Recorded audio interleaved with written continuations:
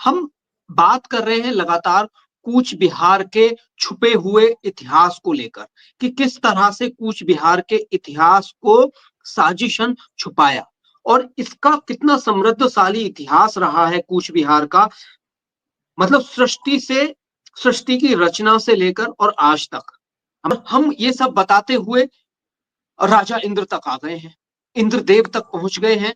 और इंद्रदेव पे हमने बताया कि किस तरह से महाराजा इंद्र असुरों के डर से अपना शासन छोड़कर भाग गए और फिर जो छत्राणी थी, छत्राणियों ने हथियार उठाए और उन्होंने असुरों का विनाश करके और फिर से राजा इंद्र को सिंहासन पर बिठाया। और फिर राजा इंद्र ने क्या कहा था इस पर हम बात करेंगे आगे, और यहां से आगे का इतिहास आपको बताएंगे और साजिशें बताएंगे और अभी क्या जरूरी है ये सब चीजों को बताएंगे। निताई जी, अब आप कैसे शुरू करेंगे? जब सतरानी लोग इंद्रदेव से 16 कन्या जब मिलने के लिए गए थे, 16 संप्रदाय की वेशभूषा लेके गए थे, फिर वहां से वापस आए। लेकिन वहां पे जो प्लानिंग हुआ था, इंद्रदेव का जो प्लानिंग था कि जब आप लोग उधर ये हमला करने की प्रयास करोगे, ठीक उससे पहले मैं माता की ध्यान में बैठूंगा, माता की पूजा करके, चंडी मैया की पूजा करके। फिर इंद्रदेव उधर चंडी मैया की पूजा में बैठ गए, पूजा हो गया, मतलब पूजा चल रहा था। तो उधर जो है चंडी मैया के सामने इंद्रदेव ने यही प्रार्थना की कि हमारी स्वर्ग में जितना नारी है इनका शरीर में आप जाग जाओ, क्योंकि असुरों का साथ ये नारी लोग लड़ने में समर्थ नहीं होगा, इसीलिए आप उनका शरीर में खुद ही जाग जाओ, भार हो जाओ उनका शरीर में। लेकिन फिर भी जो है सतरानीय लोग, जो प्लानिंग था कि असुर का एक कमजोरी था कि खूबसूरत खूबसूरत अगर नारी देखते हैं तो उनका जो है वही जो मर्दों की कमजोरी है, वो कमजोरी बहुत ज्यादा थी। लेकिन सतरानियों ने, मतलब देविया ने फिर भी तो थोड़ा बहुत शर्म महसूस कर रहा था। लेकिन उसी टाइम दुर्गा नाम की एक जो औरत थी, खोल के बोलना नहीं चाहिए कि क्षत्रिय समाज सारे जो है उनको माता की हैसियत से जानते हैं और सारे उस दिन से उनको माता की हिसाब से ही पूछ के आ रहे हैं, मानते भी है। तो खोल के कुछ बोलना पड़ेगा। मेरा जुबान पर भी ये आना नहीं चाहेगा, लेकिन मजबूरी है क्योंकि संदिग्ध टाइम चल रहा है। आदमी को समझाने के लिए दुर्गा माता के सामने मैं माफी मांगता हूँ, कुछ सच्चाई बोलना ही पड़ेगा। मतलब जैसे आप देखे थे कि अस्परी नारी नाच रहे थे असुरों का साथ, बाकी लोग तो नहीं देखे। उसी तरह से एक अस्परी नारी दुर्गा भी थी, दुर्गा माता अस्परी नारी थी। तो दुर्गा माता पहले बोला चलो भाई क्यों शर्माना है, मैं आप लोगों का साथ ही रहूंगा। फिर जो है जो नारियों का शरीर का लालच देखा के असुरों को बुलाना शुरू किया। फिर एक एक करके असुर एक एक पोजीशन में जाते गए, कैमरे के अंदर घुसा और उसी हालत में उनको जो है मार दिया गया। जैसे आप चंडी मैया की आप पूजा में देखोगे तो वहां पे जो पूजा में बैठते हैं उसका जो मंत्र है, तो मंत्र में कई जगह पे आपको बहुत सारी जो है गुप्तांग है, उसमें स्पर्श करना पड़ता है।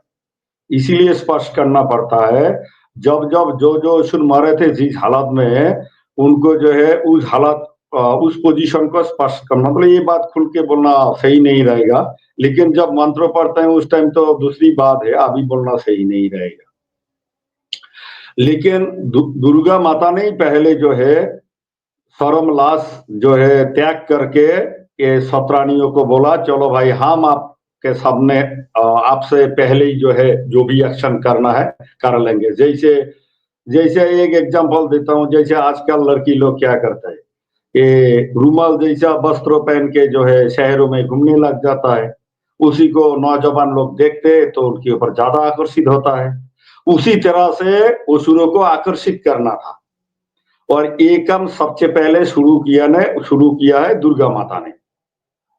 और इसीलिए और खोल के नहीं बोलेंगे, खाली इतना सुनिए, दुर्गा माता की आप पूजा करने जाओगे तो जहां बिल्कुल जाना दुनिया गाली देते हैं वहां की मिट्टी का जरूरत पड़ता है। आप कभी सुने होंगे जो वेश्यावृत्ति करते हैं, जो वो माहौल होता है, उस माहौल का मिट्टी की जरूरत पड़ता है दुर्गा माता की पूजा में।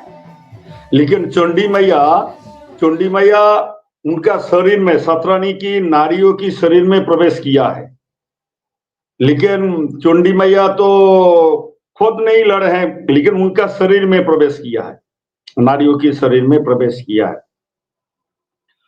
फिर जो है असुर लोगों का निधन हुआ। निधन होने के बाद तो इंद्रदेव को गदा पकड़ा दिया। इंद्रदेव ने कसम खाया कि आप लोगों को दोबारा शस्त्र पकड़ने की जरूरत नहीं पड़ेगा।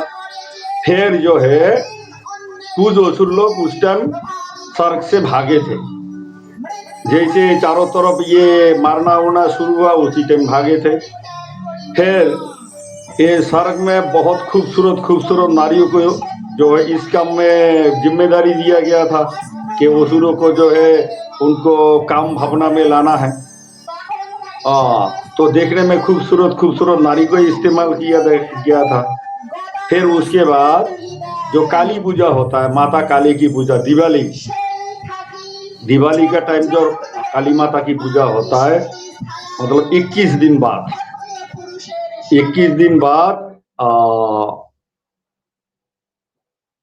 दशमी की 21 दिन बाद नहीं, 20 दिन बाद 21 दिन में ही जो है काली माता की पूजा होता है।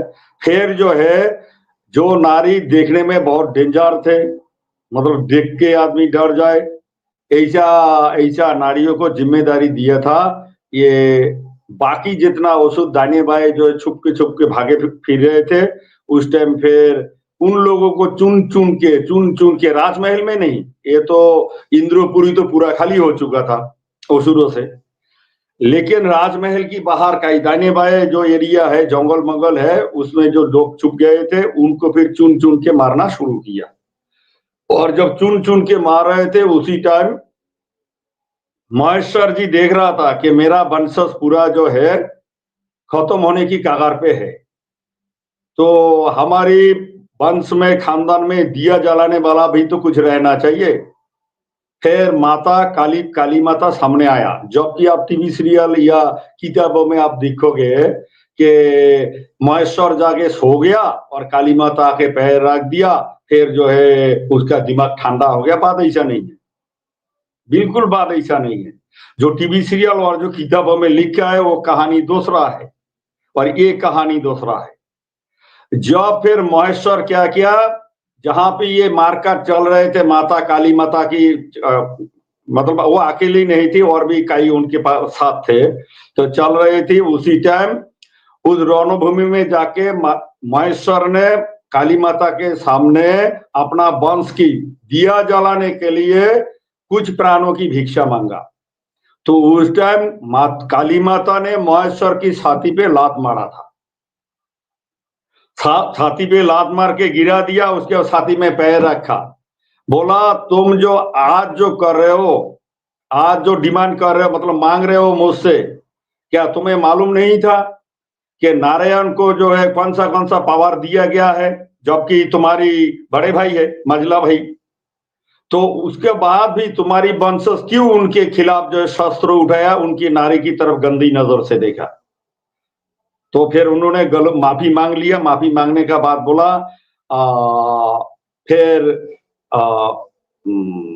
काली माता ने बोला है कि ठीक है तुम जो है वचनबद्ध हो जाओ। फिर महेश्वर को बोला तुम किसकी पूजा करते हो? शिव जी की पूजा करते हो, तो शिवलिंग के सामने हाथ काट के अपना खून से शिवलिंग के ऊपर देके वचन दो। फिर महेश्वर ने अपना हाथ काट के अपना खून से शिवलिंग के ऊपर वो खून देकर मतलब ये वचन दिया था कि आज के बाद मेरा खून मेरा वंशज कभी भी क्षत्रियो या देवता लोगों के खिलाफ शस्त्र नहीं उठाएगा, और जो देवी है या फिर सतरानी बोलिए, उनको कभी भी गलत नजर से नहीं देखेगा, माता और बहन की नजर से ही देखेगा। और आज के बाद कभी भी जो नारायण का जिम्मेदारी है उस मार्ग पर हम कभी भी, हमारी वंशज बाधा नहीं बनेगा।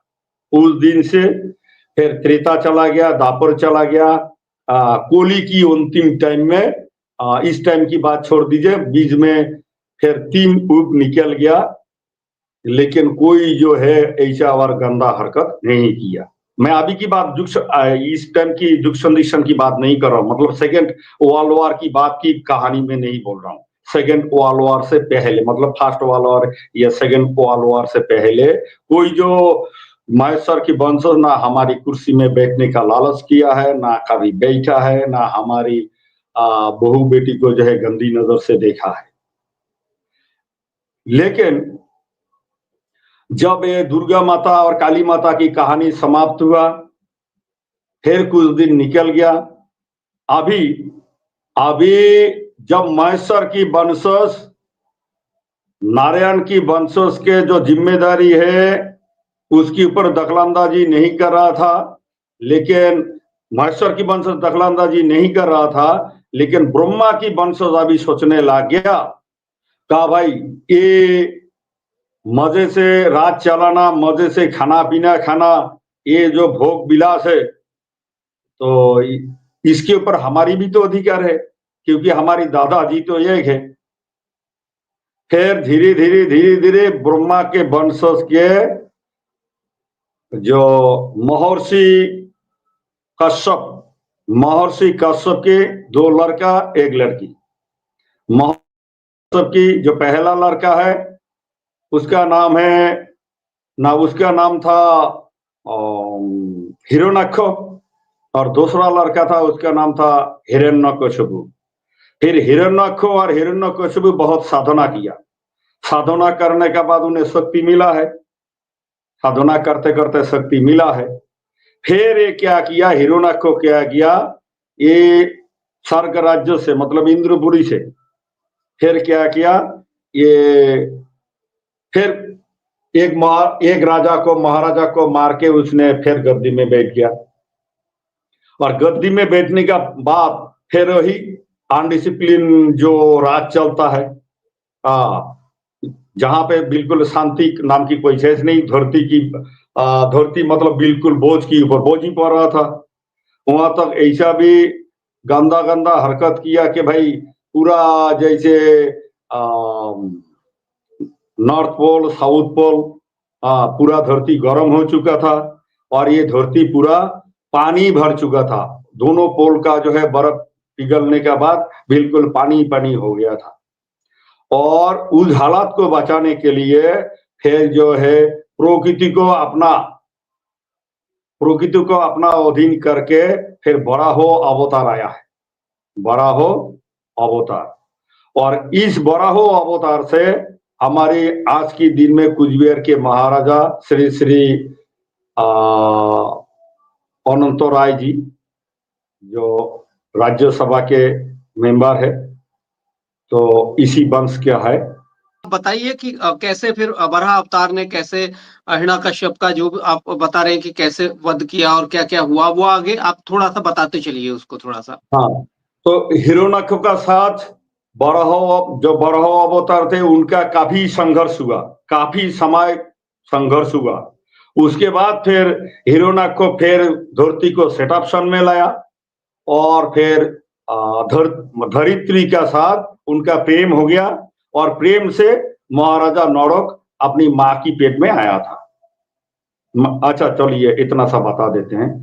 तो जब धरित्री का साथ वराह का जब प्रेम हो गया, उसके बाद धरित्री के गर्भ में जो बच्चा आ रहा है, इस बच्चा के नाम से ही ब्रह्मा और बहुत सारे मुनि ऋषि डरने लग गया कि ये बच्चा जो आ रहा है, ये बच्चा जो है ना सारे जो ना मतलब ये दैत्य दानव ये सबको खत्म कर देगा। दैत्य दानव खत्म कर देगा, इसलिए ये बच्चा धरती में पैदा ही नहीं होना चाहिए। तो इन लोगों ने फिर बहुत बड़ा यज्ञ किया था, बहुत बड़ा यज्ञ किया और ध्यान वगैरह किया ताकि ये बच्चा धरती में पैदा ना हो। और सत्ययुग में जब ये बच्चा पेट में आया था, लेकिन बच्चा फिर पैदा नहीं हो रहा था, और इधर जो है जब वक्त आ गया तो पेट दर्द भी कर रहा था। उस टाइम धरित्री ने फिर क्या बोलता है वराह अवतार को फिर जो है याद किया। फिर वराह अवतार आए और अपना जो शस्त्र है, जैसे मतलब शंख जो था, पंचोजनी शंख जो था, शंख और सुदर्शन चक्र, सिर्फ सुदर्शन चक्र बाद में ही दिया था नरक को, लेकिन शंख को दिया था, पांचोजनी शंख। और बोला था कि जब जब तुम्हारी पेट में दर्द होगा तब तब जो तुम इसको जो है स्पर्श करा देना, तुम्हारी पेट की दर्द खत्म हो जाएगा। इसी तरह से जब भी दर्द होता था उसको स्पर्श करा देते थे, और स्पर्श कराते कराते बाद में फिर पेट की दर्द ही खत्म हो गया। फिर सत्ययुग इसी तरह से खत्म हो गया था। फिर आ गया था कलियुग, और कलियुग की फिर संदिग्धन में रामचंद्र की पीरियड में नरक का जन्म हुआ था। फिर सीधा शॉर्टकट आना पड़ेगा, इसीलिए मैं बोला कि हिरण्याक्ष के जो विनाश से जो वराह अवतार का जो संपर्क है, ये कहानी को हम मतलब ये सत्य त्रेता दापर कली, ये कहानी खत्म होने के बाद फिर उसका स्पेशली एक दिन जो है चर्चा करेंगे। फिर हिरण्याक्ष के बाद आया, ठीक है, अब यहाँ से आगे बढ़िए तो आप। हाँ ना हिरण्याक्ष अभी मतलब ये अगर बाई चांस इस लाइन को जाते हैं फिर उधर जो है त्रेता वाला कहानी और फिर उधर वाला छूट जाएगा। और इसीलिए हम चाहते हैं कि सत्य त्रेता दापर कली ये कहानी खत्म करने के बाद फिर स्पेशली एक दिन ये वराह अवतार का साथ महाराजा का जो खून का रिश्ता है, इस लाइन को एक दिन स्पेशली बोलेंगे उस दिन, और दूसरा कोई बात नहीं होगा। उस दिन महाराजा साहब की पूर्वजों का कहानी जिक्र करेंगे, वराह अवतार से लेके महाराजा अनंत राय या फिर राज्यसभा मेंबर नौगेन राय। तो सर उसके बाद ये वराह अवतार हिरण्याक्ष को बर्बाद कर दिया, उसका बेटा या उसका कोई घर परिवार दोबारा राजा बन नहीं पाया। इधर उसी सत्ययुग में सबसे पहले वो जो महेश्वर का लड़का महिषासुर राजा हुआ, उसका लड़का थे, वो लोग भी राजा बन नहीं पाया। उसके बाद आते हैं हिरण्यकशिपु, फिर उसका छोटा भाई और साधना किया, और उससे बड़े भाई से ज्यादा डेंजरस साधना किया। साधना करने के बाद फिर हिरण्याक्ष दोबारा राजा बना। जब हिरण्याक्ष राजा बना उस टाइम फिर नरसिंह अवतार हुआ। लेकिन नरसिंह की कहानी बता देते सर, नरसिंह अवतार नहीं हुआ था। नरसिंह वो पैदा ही ऐसे हुआ था, वो उसको फिर जो है लायन की तरह देखने में था, बहुत ज्यादा ताकत था। अभी हिरण्यकशिपु को तो मारना था, दिन में नहीं मरेगा, रात को भी नहीं मरेगा, जमीन में भी नहीं मरेगा, तो शून्य में भी, हवा में भी नहीं मरेगा। और उनको जो है ना पुरुष मार सकता है ना पशु, मतलब ना इंसान मार सकता है ना पशु पक्षी मार सकता है। तो इसीलिए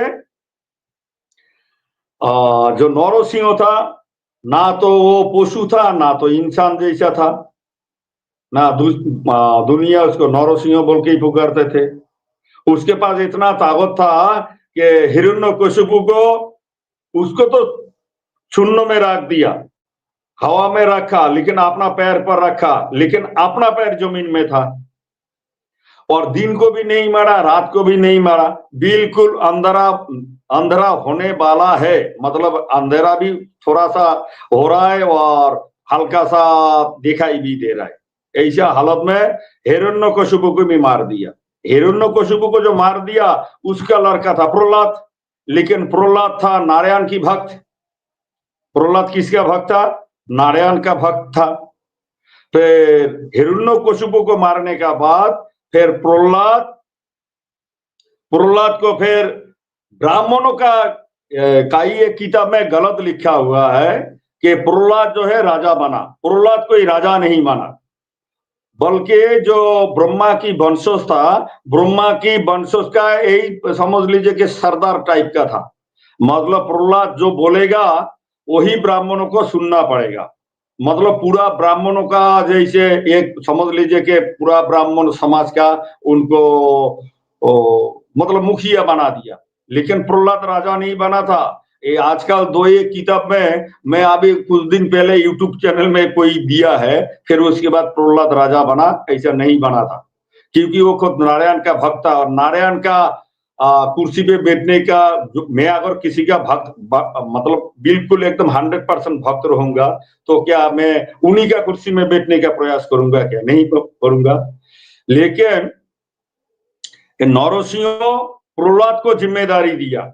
लेकिन प्रहलाद यही पूछा था कि भगवान हे श्री हरि, ये राजमहल में जो राजा के पास भोग और विलास रहता है, हम अगर इनका बगल में रहेंगे तो लालसा भी होगा, खाने पीने सोने चारों साइड में लालसा तो होगा ही होगा, राजा महाराजा की बगल में रहेंगे तो। और तब जाके नौरसिंह ने बोला है कि तुम्हारी हम काम देते हैं। क्या काम? ब्रह्मांड के लिए तुम लोग जाके जंगलों में जाके इस ब्रह्मांड में कोई आपातकालीन परिस्थिति ना आ जाए, इसके लिए आप लोग जो है ध्यान ज्ञान में लगे रहिए। और वहां से फाइनली ये मुनि वाला कहानी वहां से ही फाइनली स्टार्ट हुआ था। और जो अब ये जिम्मेदारी दिया था उसी टाइम मैं जो जनेऊ की बात कर रहा था, जब पूरा ब्राह्मण समाज के मतलब ब्रह्मा के वंशज का मतलब ये जिम्मेदारी दिया था प्रहलाद को, उसी टाइम प्रहलाद ने क्या किया, ये ब्राह्मणों को जनेऊ दिया था। और जनेऊ लेने का टाइम वो लोग कसम खाया था कि जो है ब्रह्मांड के लिए हम सर्वदा जो है मंगल की कामना करेंगे।